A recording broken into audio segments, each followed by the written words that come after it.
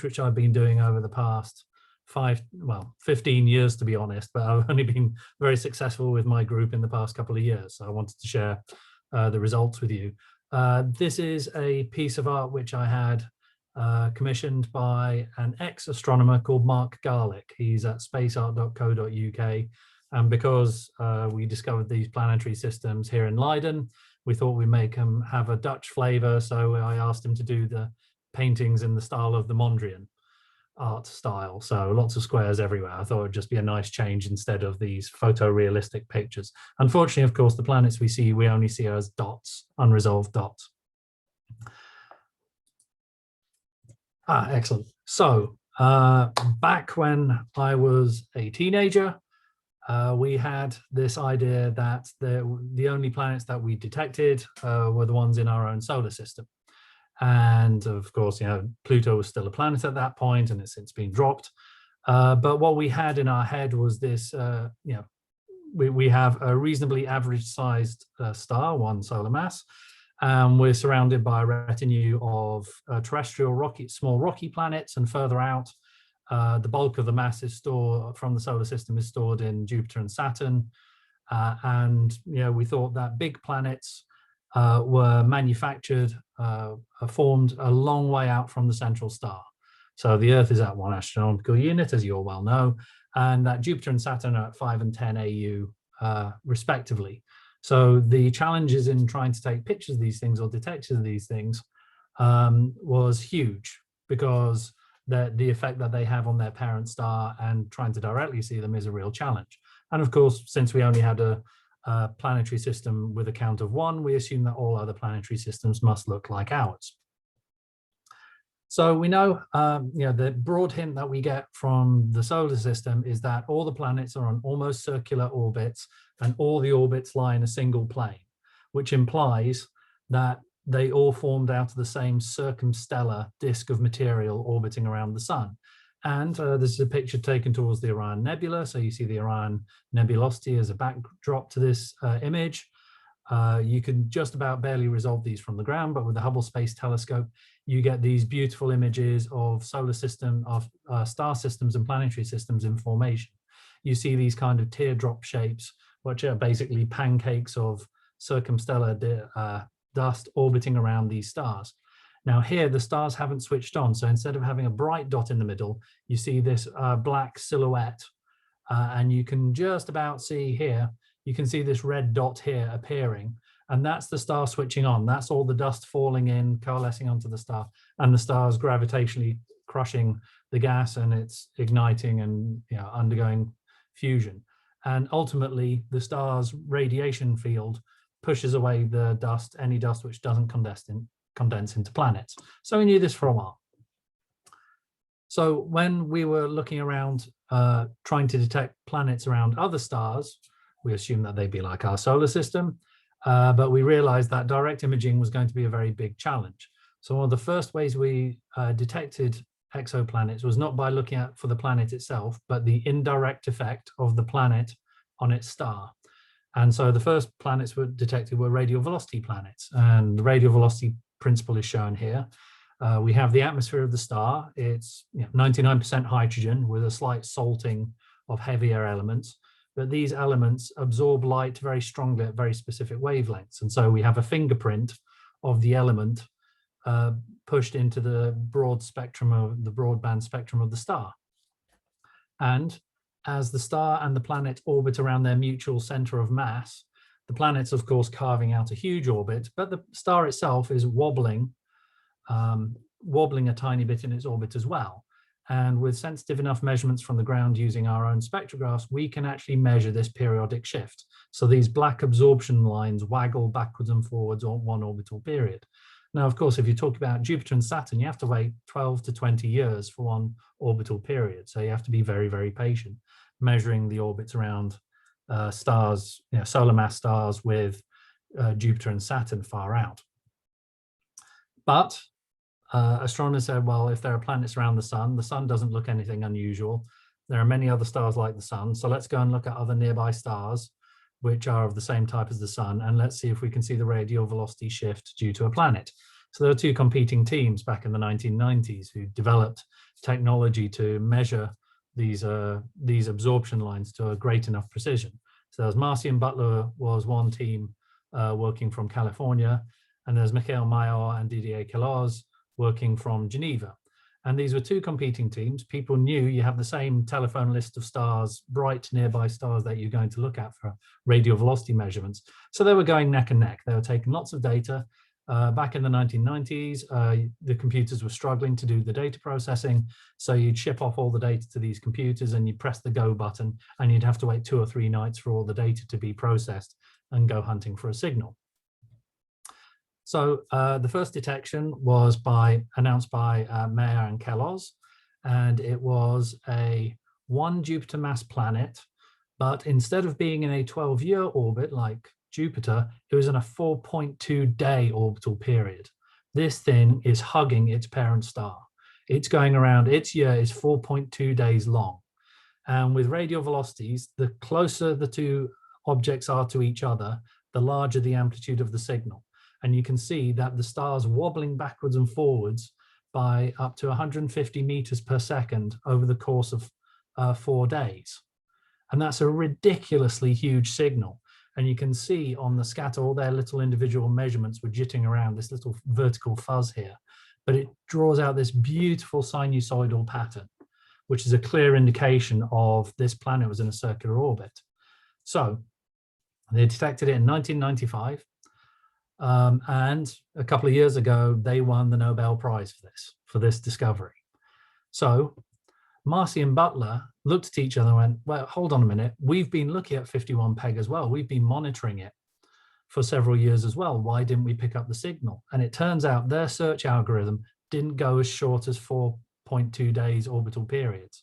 They chopped it off at a longer orbital period. And sure enough, when they looked at their data, there was the signal. They just not bothered to search for planets on orbital periods as short as that. They could have done the detection first. So it all goes to show, always check your data in really weird parameters, just in case you're missing something. But the reason why they weren't looking, and most astronomers would have ignored it, is because we were used to having big fat planets a long way out from their parent star. What on earth is a 1 Jupiter mass planet doing closer than the orbit of Mercury? Okay, this is tucked right in. Anyway, with the first discovery of 51 Peg, people started looking through their data and more of these radial velocity planets popped out of the data. This opened up another interesting way of detecting planets. So all the orbits of planets are randomly oriented in the galaxy. So the way I imagine it is if you take a big pile of hula hoops and each hula hoop represents the orbit of the planet around the star, throw the hula hoops up above you, take a photograph and then run away before the hula hoops come crashing down on you. In your photograph, some of those hula hoops will be exactly edge on, which means that the planet will, once in the orbit, cross in front of the disk of the star. And we see this, okay? We see it in our own solar system. So here's the 2012 transit of Venus. This is the planet Venus moving across the disk of the sun. What is it, twice every 8 years, and then there's a jump of 100 years or so just because of the way the orbits are not exactly co-aligned. But we can measure this kind of signal. Obviously we don't see the disk of the star, but what we do measure is the slight drop in the light coming from that star over a few hours. And most of these transits were calculated to be 3 or 4 hours. So a huge cottage industry popped up of taking hundreds of thousands of images of the same patch of sky. And of course, you don't know which orbits are edge on. So what you do is you play a numbers game. You play the lottery. You just take photographs of millions of stars at the same time, once every 30 minutes, week in, week out, year in, year out. And every so often you see this light curve appear. There's this periodic dip as the planet transits in front of the star. This, encouraged by this, by discovering that these big fat planets probably formed far out, but somehow migrated in. So the planets definitely didn't form that close to the star because the star is so hot and so bright, it blows away all the gas. So the planet's got to be made a long way out and then somehow migrates in, but doesn't fall into the star. And that's still a point of contention today. There are many, many theories saying what could be going on, but we don't know which one's the correct theory. But The Kepler satellite was proposed about 20 years ago, and it took about 10 years to go up and fly and take this data. But basically, the Kepler telescope was a giant digital camera. It's about a 1.5 meter diameter telescope, and in its focal plane, there are this giant batch of CCDs, and this took data every 2 minutes. It would take all these CCDs, would read out an image, and then they send the data back down to Earth. And so for the primary mission was 4 years. This thing just squirted down terabytes of data down to the Earth. And sure enough, they found many, many transiting exoplanets. In fact, it was about 2,300 transiting systems. Here, they've all been put onto the same scale. So this is the solar system, are all the dashed lines. So the inner solar system you can see, and then much further out, Jupiter. But all these orbits are to scale. And this shows the wild diversity of planetary systems in the universe. We have got multiple stars. We've got multiple stars with planets orbiting around them. We've got, Tatooine, the twin sun system with planets transiting there. We've got, so I'll just start the thing because it's just such a beautiful animation. And all the orbital periods are scaled correctly. And you can see you've got multiple planets. All these orbits are much, much smaller than the orbit of Mercury. So the universe makes a wildly diverse set of planetary systems. So this was a huge surprise and a very welcome surprise, because when you see these transiting systems, you can also do measurements. You can get some insight into the orbital periods, and some of these planets are so close to each other that they actually tidally change the orbital periods. So sometimes the orbital periods of the planets themselves change a little bit. So for direct imaging, which is where I come into the story, what we'd like to see is we'd like to be able to take a picture of a star and a planet somewhere else in the universe. And we'd ideally love to see, clouds, something like Jupiter, with a surface and maybe a red spot or two or whatever have you. This would be ideal. But unfortunately, we have two major problems when we try and take pictures of nearby planets. First of all, we've got a star next to it, and the star can be 1 million to 1 billion times brighter than the planet we're trying to look at. And secondly, the angular separation on the sky is super tiny. It's typically 1 arcsecond or less. So back when I did observing with my telescope in Ewell, I was lucky if it was a night where the seeing was better than 3 arcseconds from my back garden, and I was lucky to be able to see Saturn's rings. The light of this planet is buried inside the glare, the scattered light, scattered by the Earth's atmosphere of the primary star. So it's a huge technical challenge to try and tease out the light of this planet. Furthermore, we never see the star or the planet other than points of light. So because of the telescope optics, even with the world's largest imaging telescopes, we never ever see anything more than an unresolved point of light for the star and the planet. Indeed, if this is a picture taken with a telescope where I worked in South Arizona, in Tucson, Arizona, for about 10 years. And it's a beautiful place because we're in the middle of the Sonoran Desert, and it's very flat, but we also have mountain ranges nearby, and they're called sky islands because we can build telescopes on top of them, and the air is of exceptionally stable quality. So we typically get 1 arcsecond seeing at these sites. And this is from one of the telescopes on one of the mountains. And what you're seeing here is an image corrected by a thing called an adaptive optics system. So what we do is we have 2 cameras, the science camera, which is taking the data to look for the planet, and we have simultaneously a super fast 1,000 frames per second optical camera, and we can measure the distortion introduced. We can basically remove the seeing from the telescope image by bending a mirror 1,000 times a second, and it removes the turbulence introduced by the Earth's atmosphere. And when you do that, you get this. You get an image, there's a central spot in the middle called the Airy core, and you get these successively fainter and fainter diffraction rings surrounding the central star. And the planet is somewhere buried underneath one of these diffraction rings. So we have to use further optical tricks to remove the effect of this halo of scattered light. So this is one of the telescopes I used. This is called the Large Binocular Telescope. This is on Mount Hopkins in southern Arizona. And to get an idea of the scale of this thing, when I drove up to it the first time, my brain couldn't work out the size of these things. These are fully grown trees on top of the mountain. And you can see these tiny tubes here. So these tubes are ventilation tubes to cool down the telescope superstructure to the nighttime temperature. I've stood in one of those tubes and I can barely reach the top of the tube with my outstretched fingertips. So they're about 9 or 10 feet in diameter, these tubes. It's an exceptional structure.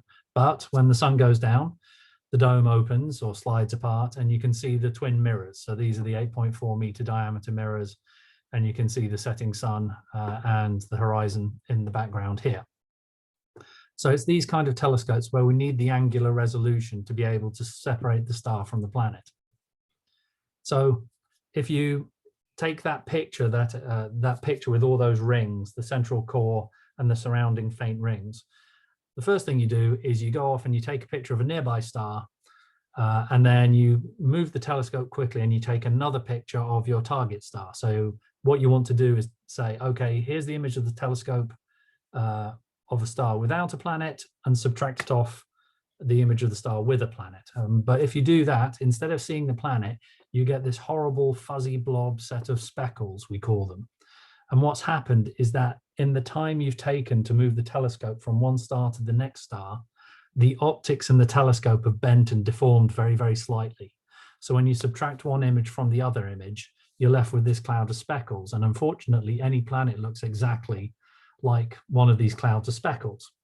So that's a real challenge. How can we tell the difference between the stars and the planets? So it got round to about 2008, and I was starting to really panic because we tried very hard at the University of Arizona using these telescopes. We did imaging surveys. We picked about 100 nearby stars, took images and tried to find planets, and we found 0 planets. So I was starting to think, oh dear, maybe I've picked a wrong direction for my career. Then in 2009, this image came out. And so this discovery was made. So this is called HR 8799. So it's a slightly hotter star than the sun, but what you're seeing is 1, 2, 3, 4 planets orbiting around this star. And this was a huge surprise because these planets are very far out. So they're about about twice the distance of Pluto out from the central star. And you can see these are images taken from 2009 all the way through to 2016, which is when the animation stops.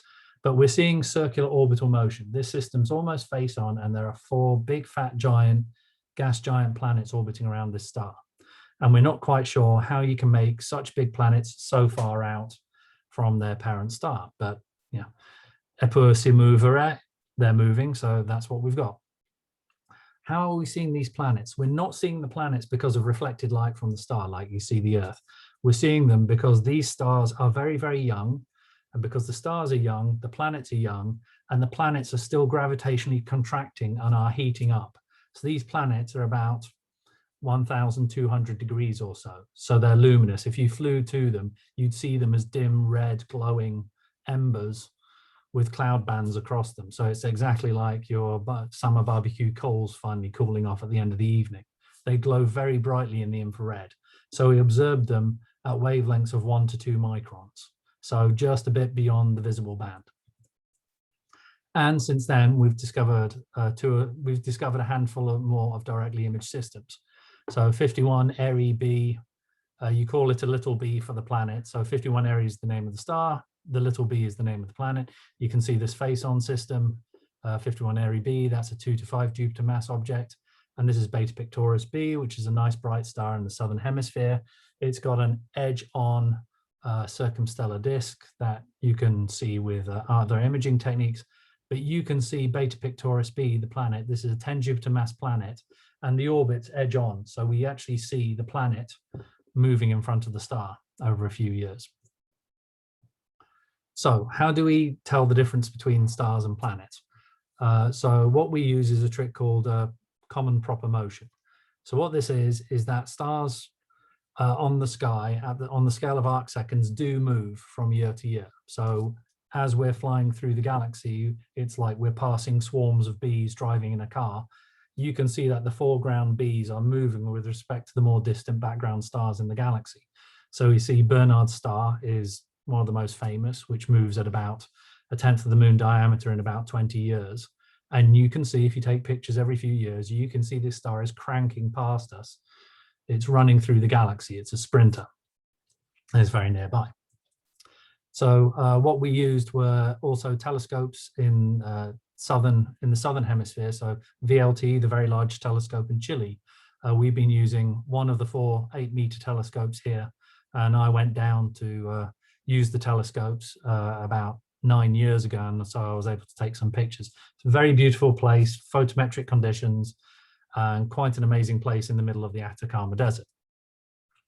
So what happened was that I've been trying for several years. I have several wonderful graduate students, and one of them is Alexander Bohn, and he started working with me about 3.5 years ago. What we did was I worked with a great collaborator, a guy called Eric Mamajek, and his speciality is finding young stars.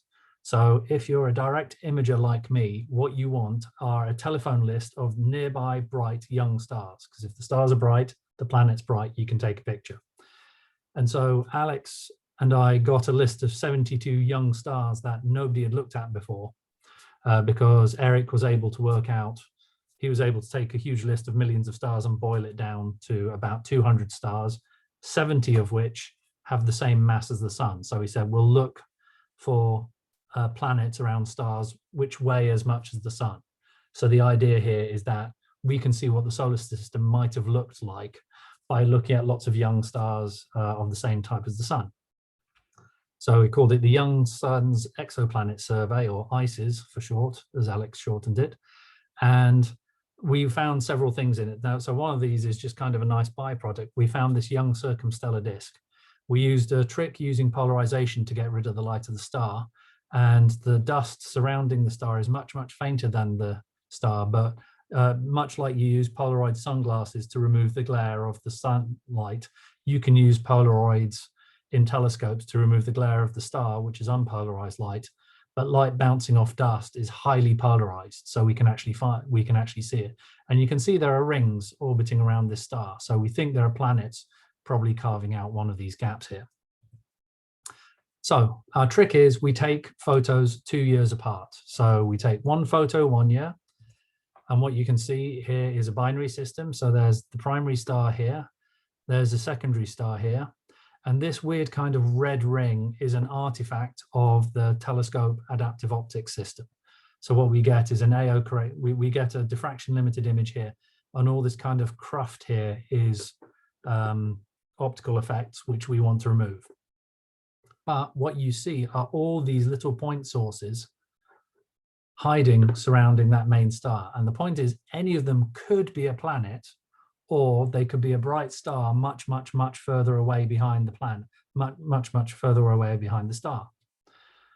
So these could all be planets, but we can't tell the difference. So what you do is you take another picture a year or two later. And because the stars and any planets orbiting around them, they're hurtling through the galaxy together, gravitationally bound. So these foreground stars and planets are moving across the sky fairly quickly. But the background stars, of course, will stay in the same place.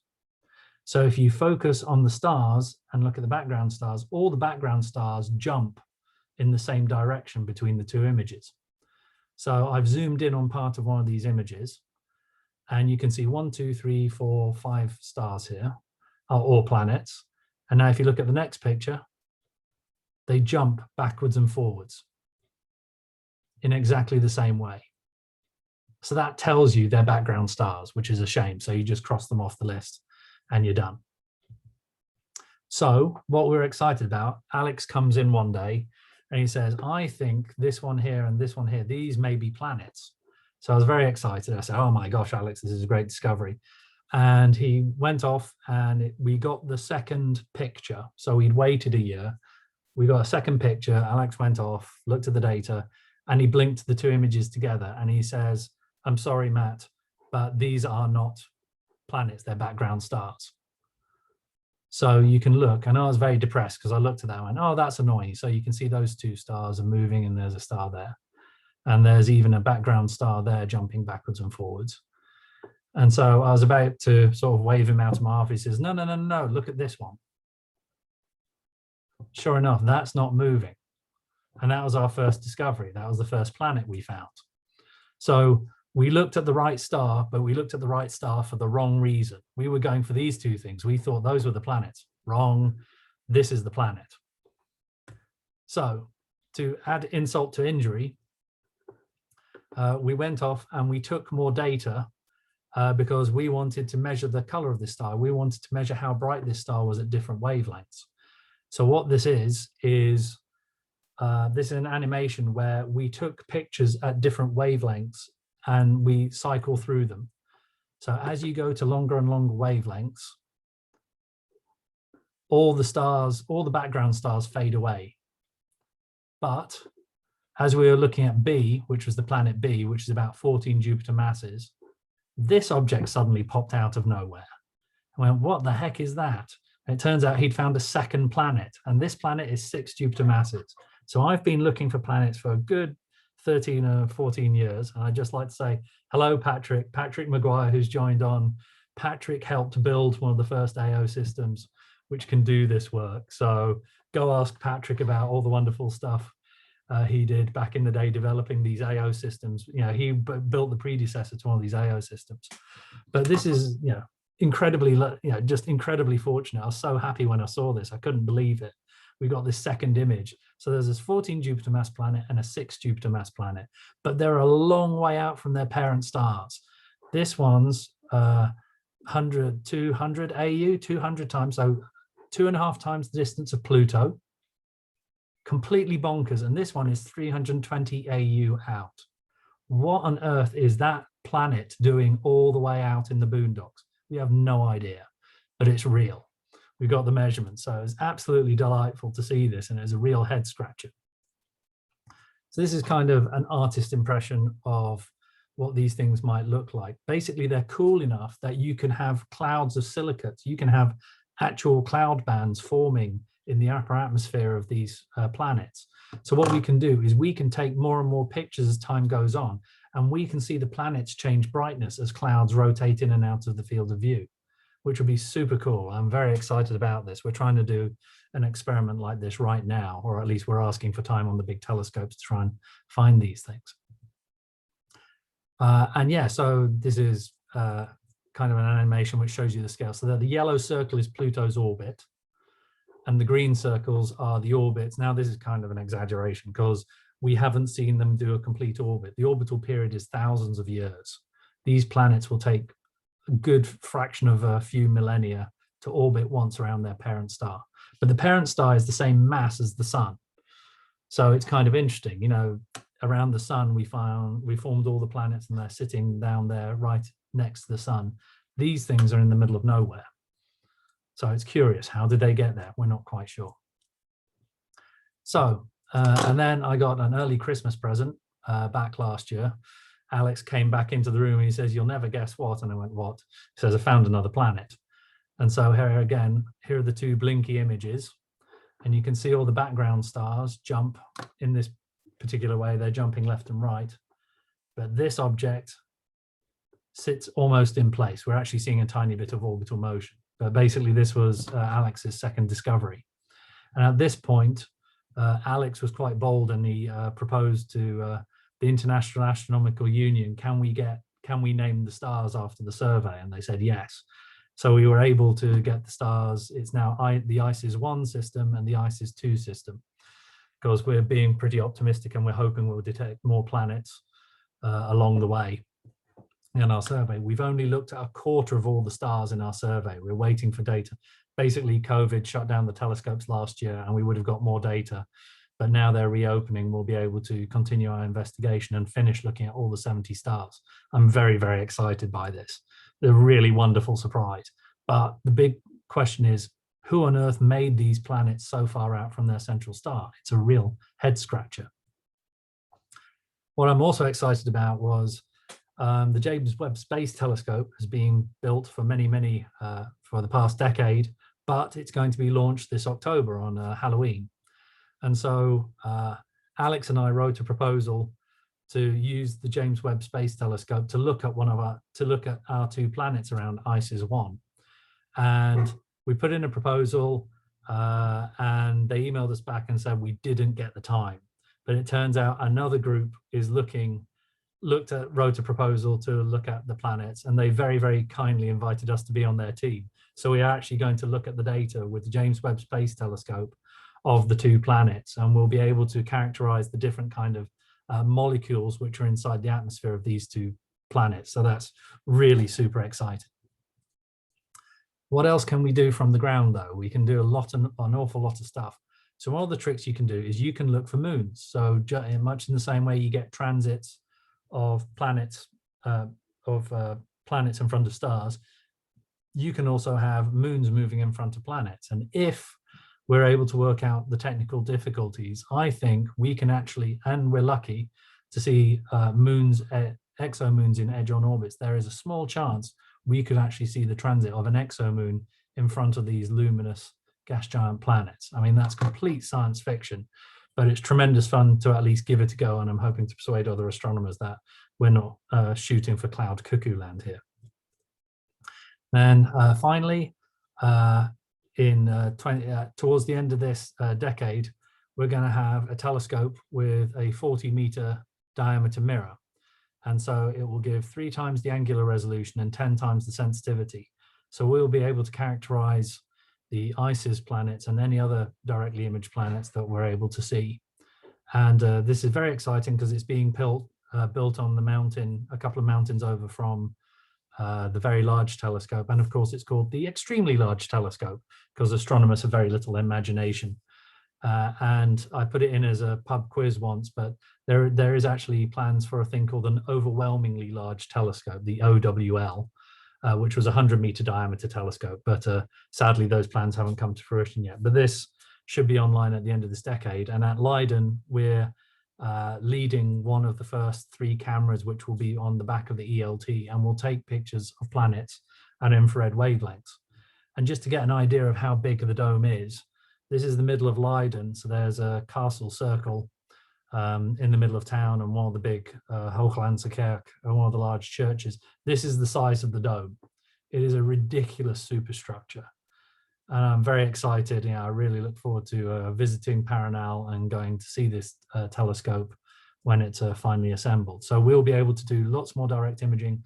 And in fact, we should be able to see the reflected light of planets around the nearest stars if we're lucky. But with the way nature makes planets, we've got a very good chance of doing direct imaging of terrestrial planets around nearby stars. So with that, I'll leave it at that, and I'd be more than happy to answer any of your questions.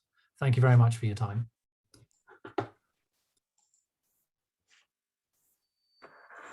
Well, thanks very much, Matthew. If anyone's got any questions, if they can electronically raise their hand, and that will allow me to find out who's asking a question, and also it'll keep track so that we don't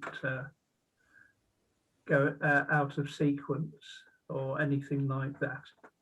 How do you do that? Hi, George. So, can I ask a question? yeah, go ahead, David. Thanks, Matthew. That was a great talk. Really interesting. Are you able to distinguish between brown dwarfs and planets using the techniques you're using? Yeah, so that's a very good question, because brown dwarfs are basically very low mass stars where we think nuclear fusion never kicked off in the middle. So they're just contracting and cooling off until the end of the universe. And it turns out that the boundary between what is a big fat planet and what's a very low mass star, brown dwarf, is actually a fuzzy boundary. We think there's overlap. We think that stars and planets are made in fundamentally different ways. So stars form from the initial collapse of the protostellar cloud, and we think planets are formed in a disk around a star. So 2 slightly different ways of being built. But the trouble is, these stars, these planets, the ICES planets, the real $1 million question is, are they just very, very low mass failed stars, or very, very big planets which somehow got scattered out? So one thing we're doing, so I wrote a telescope proposal 2 weeks ago, and I'm fingers crossed I'll get it, is I want to look at the stars very, very close to the central stars to see if there was a big fat planet which slingshot out these planets, because they really shouldn't form that far out. You should form the gas giant planets between the distance from Jupiter to the distance to Pluto, so from 5 to 80 astronomical units. There's no way there's more than enough material to make something at 320 AU. That's bonkers. That sucker either had to condense directly out of the cloud, or it was thrown out, and there's a third planet hiding in the glare of the star. So I've written a telescope proposal to do exactly that. I'm going to stare at the star for 2 hours and try and see if there's a third planet hiding there. The guilty party. Thanks. Can I ask a question, George? Yeah, sure. Em. Those Jupiter-sized planets very close in to their parent Yes. sun, must they necessarily be gas giants, or could they be just very large rocky planets? I Good mean, being questions. that close to the sun, they you know, you think, well, the gas is going to get blown off being that close. Okay, so we think the way, basically we think you can't get Jupiter diameter purely rocky planets because they'd collapse and they'd turn into something like a star. That's not a great way of doing it. Okay, I'll rephrase it. We don't know of a clean way of building a big terrestrial rocky planet. What happens is, if you make the planets inside this disk of material, as soon as it becomes bigger than about 10 Earth masses, it's inevitable all the gas nearby slumps onto it and it turns into a gas giant. You never get a rocky super Jupiter. It just doesn't exist. And if it was that heavy, but let's carry on with that line of thought. If you made a rocky planet, it would be much, much, much denser, much more massive, and we'd actually see the radial velocity. It would be enough to cause the star to wobble backwards and forwards a huge amount. And we can actually measure that radial velocity wobble. And the size of these things, all of them are consistent with a gas giant. So a density of about 2 grams per cubic centimeter, whereas something terrestrial sized would be 6 or 7 grams per cubic centimeter. And we could tell the difference really,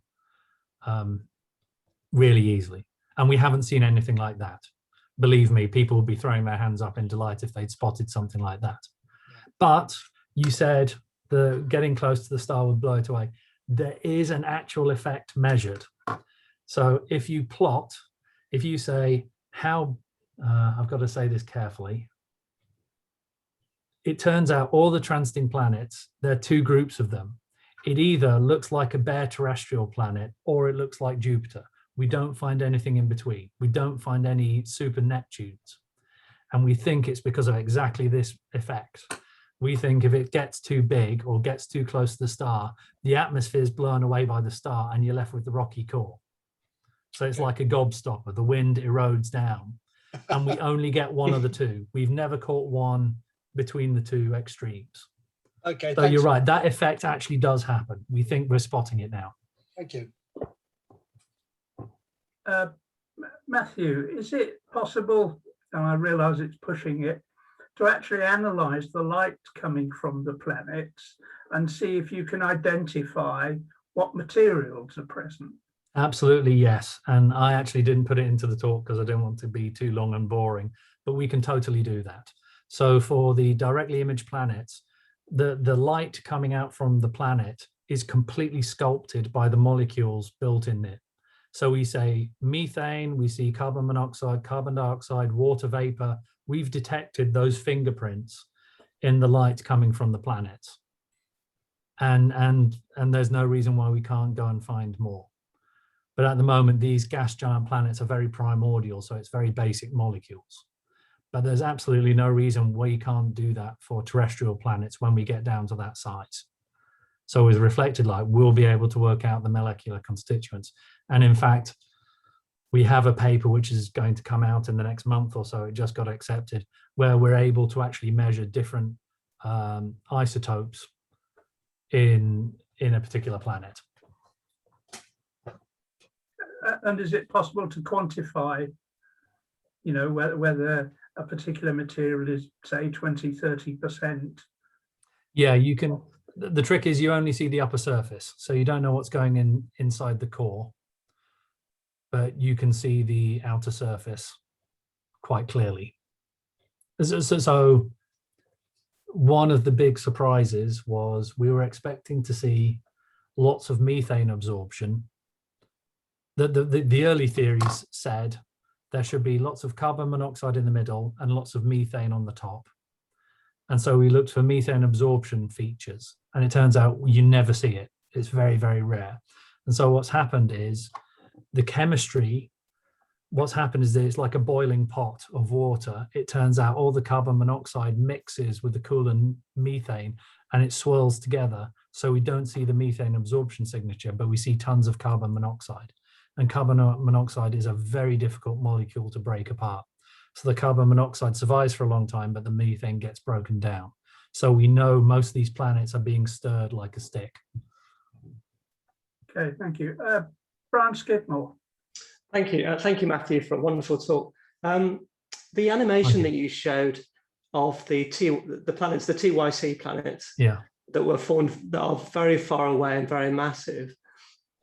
I was wondering whether they could have been captured, but the animation seemed to show that they were very circular orbits, which does seem to imply they were formed in a circumstellar disk, even though that doesn't seem credible.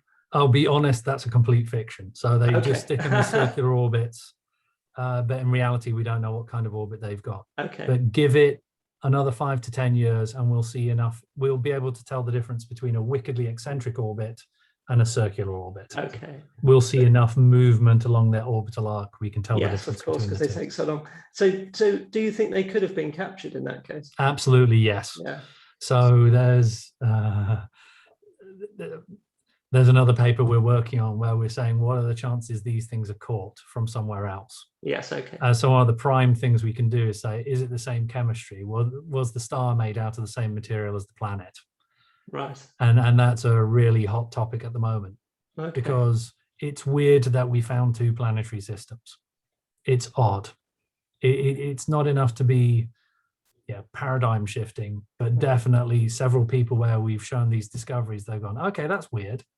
It's definitely 2 or 3 on the weirdometer. Why have we spotted these things? Okay. Because other people have been looking for planets around stars for a long time, but we've got a very specific set of stars, and we seem to have been incredibly lucky. Okay. Now, knowing our luck, those are probably the only 3 planets we'll ever see. But that's 3 more planets than I had 2 years ago. So I'm delighted. Well, congratulations. Anything else is gravy. I'm so Yes, happy, and it's great for my student. It's like, oh, this is awesome. Yeah, absolutely. Now, just one other thought. Sorry to. Sure. No, could they have been formed together like a star cluster? Absolutely. Instead they're actually planets. Absolutely, yes. And again, the trick is you got to measure their chemistry and say, what stuff were they made out of? Yes, indeed. So the theory is if they're made like planets, the gas giant planets should have more heavy elements in them. Okay. And if they are formed like stars, then they should have no heavy elements in them because they formed out of the same clump of material at the same time as the star. Yes. And if they're formed by a thing called core accretion, which is mean you make a rocky thing first and then you vacuum up all the gas, what's happened is that the star switches on, blows away the gas, leaving the heavy dust, and the heavy dust goes onto the planet. Okay. So the planet has more metals than it should. Mm-hmm. That's a great way you've got a great diagnostic there. So it sounds like some great science to do. Thank you very much. That was great. Sure, glad you enjoyed it. Thank you. Okay, do we have, I'm trying to whiz between the screens. We've got Mark and David. Yeah. Oh, Patrick McGuire. Do you have a question, Patrick? You're muted. Yeah, so I put it in the chat. It's just, Matt, did you say the masses of these WISES planets? I said it very quickly. So, sorry. Hello, Patrick. Good to see you again. We knew each other many, many years ago back in Arizona. So it's been a long time. Great to see you. Sorry, so for Weiss's one, it's 14 Jupiter masses and 6 Jupiter masses.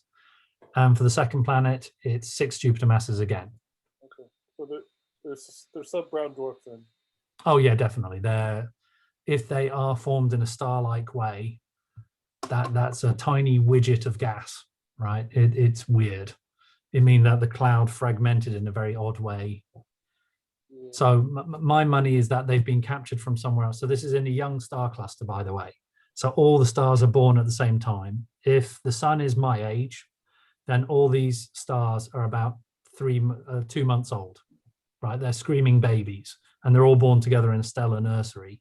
So there's plenty of chance for planets to slingshot and get scattered around the place. And there's a lot of active theory saying, come on, how likely is that? And the answer is, maybe. You know, we had 2 interstellar visitors over the past few years, right? So it's not unusual to have material slingshot from one star system to the other. And certainly with this stellar cluster, they were all born very close to each other. And so the opportunities for interactions is much higher. You can have a star fly by near and rattle the system, knock it into an unstable configuration, and it starts flicking out planets. Oh, but by the way, you mentioned that the mountain that the LBT was on, but you said the mountain that the MMT was on. Oh, I'm sorry. It's not Graham. It's Graham and sorry, I keep on forgetting. Okay. My bad. My geography's gone to pot. Okay, Mark Adams. Oh, yeah. Thank you, Matthew. Interesting that is. You mentioned that some of these planets that you found, they're 200 times bigger than our sun. If they're that big, how far are they away from us? Sorry, so the planets are 200 times further away, not bigger. The planets are only about 6 times bigger than Jupiter. Oh, right. Sorry, I got mixed up there. Oh, no worries. But these systems are about, oh gosh, it's 100 parsecs. So call it 320 light years away. Oh, it's a long way then. It's a very, yeah, these are a long, long, long, long way. No, I just thought that when you was talking about all those planets going around, you said that some of these planets are actually 200 times bigger than our sun. And I thought, well, they're that big. Surely we'd be able to see them. But no. Sorry, I wasn't. I must have said it wrong. It's they're 200 times further away from their parent star. Oh, right. But they're not that heavy. They're sort of heavy, but they're not super heavy. Okay, thank you very much. Good. No worries. Thank you. David. Matthew, you made a comment earlier that a gas giant born close to the star, the volatiles might get blown off the planet, and you may end up with effectively a rocky core. Yep.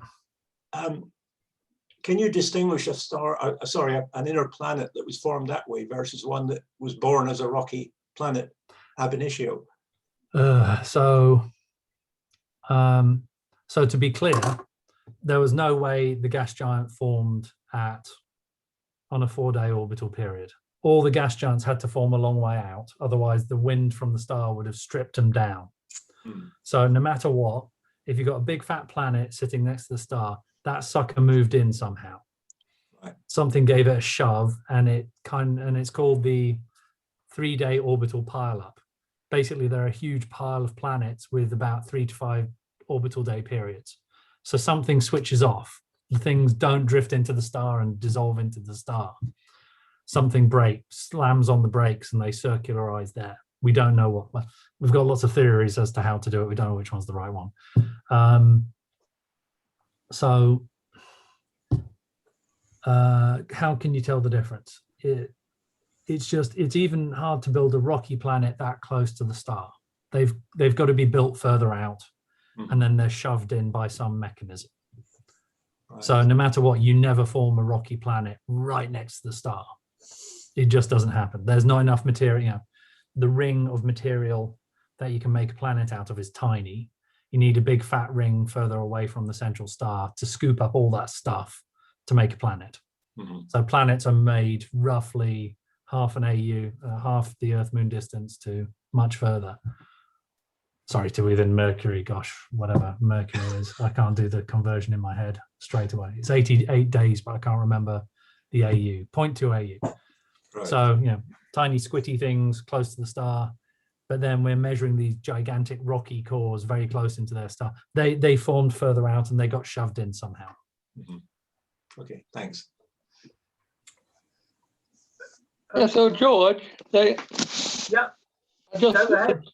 yeah, if you think you might be able to detect moons by the fact that the light changes when they transit, Yeah. is it also possible to possibly detect the effects of transits of hot Jupiters on the light from a distant planet? And how easy is it to distinguish between the two if you can? So are you talking about the effect of a transiting planet in front of a star? I'm not talking about directly observed. I'm talking about, I mean, presumably these things are more or less in a plane like the solar system is. So a planet that doesn't transit from Earth, a hot Jupiter, might well is highly likely, in fact, to transit from any planet in that system, isn't it? You know, you would have, if it's a long way out and it's big and close in, then well, so it's almost certain to transit, and that would possibly cause a similar dip if it was observed. So we think, I mean, the problem is you don't know what's happened to all the intervening planets when the hot Jupiter got moved in. It may well have shoveled everything out and scattered it out of the way. Yeah. So then the final orbits don't necessarily have to be in a plane. They can be completely canked, you know, by many degrees to each other. And in fact, there's a very well-known phenomenon now, well measured, where, you know, the orbit, you know, the rotational axis of the spin axis of the sun is perpendicular to the plane of the planets. So the angular momentum is well conserved. Everything in the solar system is very well stacked up and lined up. We've seen stars with planets that cross at 90 degrees to the orbital axis of the star. So there are some planets where the orbit goes over the top of the star twice an orbit. They get horribly scattered into really weird configurations. And I think it's something like 20% of all systems have this. So something violent happened, something gravitational happened, and, you know, who knows where those other planets are now. In some cases, we see a very distant planet or a very distant brown dwarf, which we reckon upset the system. It took the orrery and smacked it with one hand, and all the orbits went higgledy-piggledy. You lost a few planets, and the remaining one is there in a completely bizarre orbit around the star. So if everything settled down smoothly, yes, you'd see this effect that you're describing, but it seems to be unlikely. Hasn't stopped people looking for it, though. Another question, Alan. John?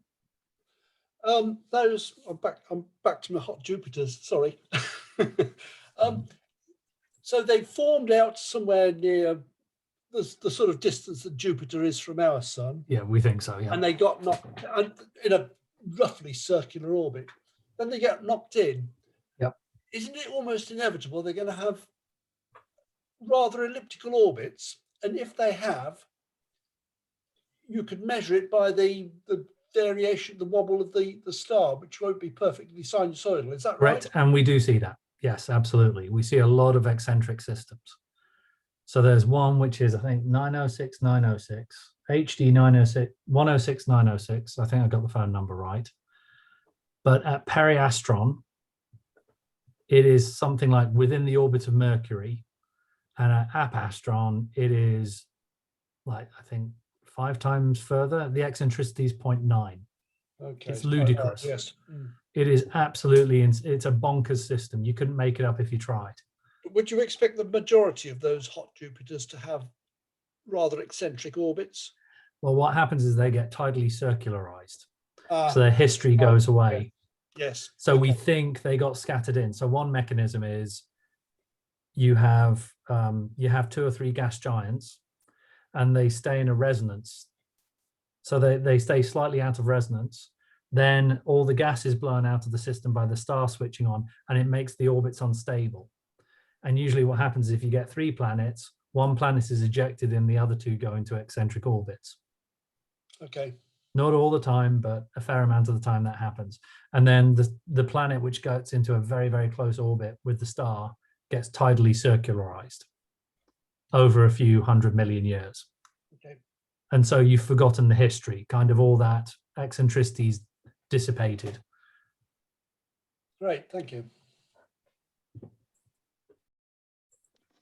Okay. So if one gets ejected, there must be an awful lot of free floating planets out there. Absolutely right, Jane. So there's a slightly contentious measurement using gravitational microlensing. So what we do is when you're also taking pictures towards the galactic core or somewhere with a lot of stars in the background, occasionally you'll see a star brighten and fade. And the brightening and fading is symmetric, time symmetric. And it happens at all wavelengths equally. So a red light curve is identical to the blue light curve. And that's because a foreground star has drifted and it's gravitationally lensed the light from the distant star and it's magnified it. And if you look, every so often you get a super tiny blip. So these gravitational lensing events take hundreds of days. And occasionally you'll see a 1 or 2 day micro blip, and that's a planet lenses the signal as well. So it's called microlensing. But people have looked for those single micro events. So I know those free floating planets in the galaxy. You can't see them glowing, but every so often they align up with a background star and they microlens the star for a day or two. And people have done the numbers and they think the numbers are consistent. So the claim was made that for every star in the galaxy, there's one ejected planet. So if there are 200 billion stars in the galaxy, there are 200 billion ejected planets floating between the stars. And we're seeing those lensing events, but it's a shockingly tiny number. It's like 5 microlensing events over 10 years of data or something. And somebody made this claim. It was a pretty bold claim. I'm not sure everybody believes it. But you're absolutely right. There should be a whole load of free floating planets just drifting between the stars. Steve H.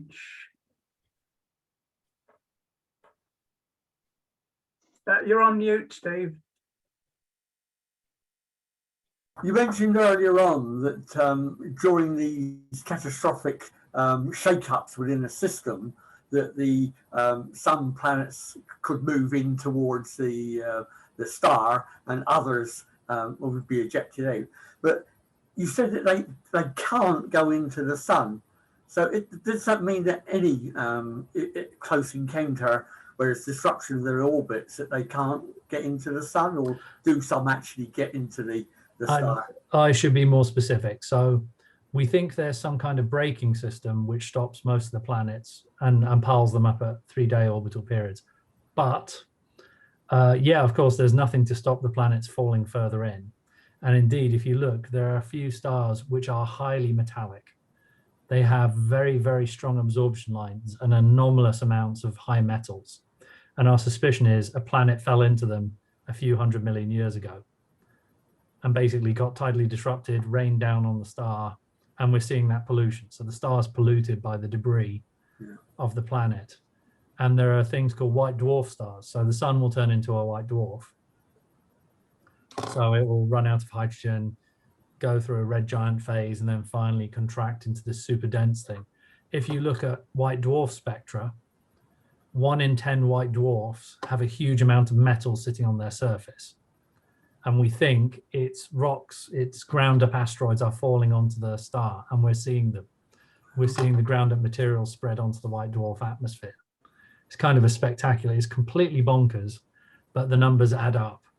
And it's so we know, planets last for a long time, rock around stars lasts for a long time, lasts their lifetime of the system. And ultimately, in some cases, they start raining down like a metal rain onto the surface of these stars, of these, tired out stars. So yes, absolutely, it must be happening. And we're seeing a few main sequence stars where it looks as if they've eaten a planet. Thank you very much. An absolutely excellent talk. Thank you. Thank you. Very kind of you. Brilliant. Thank you.